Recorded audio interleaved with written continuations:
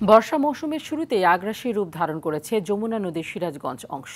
গত কয়েকদিনের টানা বর্ষণ আর উজান থেকে নেমে আসা পাহাড়ি ঢলে বৃদ্ধি পেতে শুরু করেছে নদীর পানি। সেই সাথে বাড়ছে ভাঙনের তীব্রতা।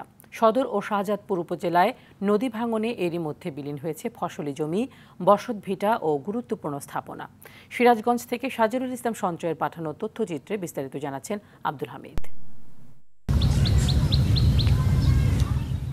যমুনা নদীর পানি বাড়ায় সিরাজগঞ্জের নদী তীরবর্তী এলাকায় তৈরি হয়েছে তীব্র ভাঙনের ঝুঁকি। বিগত কয়েকদিনের ভাঙনে এরই মধ্যে নদীগর্ভে বিলীন হয়েছে অঞ্চলটির বিস্তীর্ণ ফসলি জমি, বসতভিটা। রক্ষা পাচ্ছে না জিওব্যাগ দিয়ে তৈরি অস্থায়ী বাঁধও।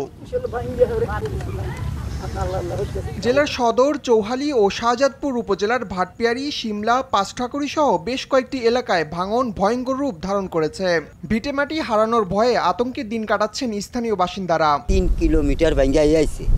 আমরা এসে অবদার ডালে, সরকারি রাস্তার ডালে বাড়ি করছি, এখন সেই জায়গাও ভেঙে যেতেছে। আর আঙ্গরে পিছনের মতো আর কোনো জায়গা নাই। এখন আমরা খুব অসহায়। স্কুল বানছে, তা বাদে জোত জমি সব ভেঙে গেছে, শস্যের জোত জমি, তা বাদে বাড়ি ঘর সব। আবার আমরা যে কিনছিলাম হেগোনাও ভেঙে গেছে।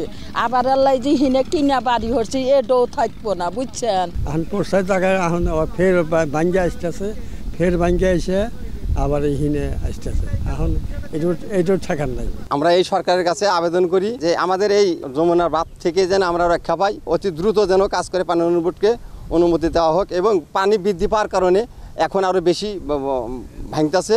ভাঙন রোধে জিওব্যাগ ডাম্পিং সহ প্রয়োজনীয় ব্যবস্থা গ্রহণ করা হচ্ছে বলে জানান জেলা পানি উন্নয়ন বোর্ডের নির্বাহী প্রকৌশলী মোখলেসুর রহমান। নদী সংরক্ষণ বাঁধের বাইরে চর পড়েছিল, ওটা নদী প্রচন্ড ওখানে আঘাত আনার ফলে বাইরের চরটা কেটে গেছে। বন্যা নিয়ন্ত্রণ না, আমাদের প্রোটেক্টিভ ওয়ার্ক বরাবর নদী এখন হিট করতেছে, ওখানে নদীর খুব চাপ আছে। আমরা সবসময় ওখানে নজরদারি করতেছি এবং লাঞ্চিং এখন যেখানে ক্ষতিগ্রস্ত হচ্ছে সঙ্গে সঙ্গে আমরা জিওব্যাগ ডাম্পিং করতেছি। ক্ষতিগ্রস্তদের ক্ষতিপূরণ দেওয়া সহ নতুন এলাকায় ভাঙন প্রতিরোধে দ্রুত উদ্যোগ গ্রহণের দাবি স্থানীয়দের। আব্দুল হামিদ, RTV।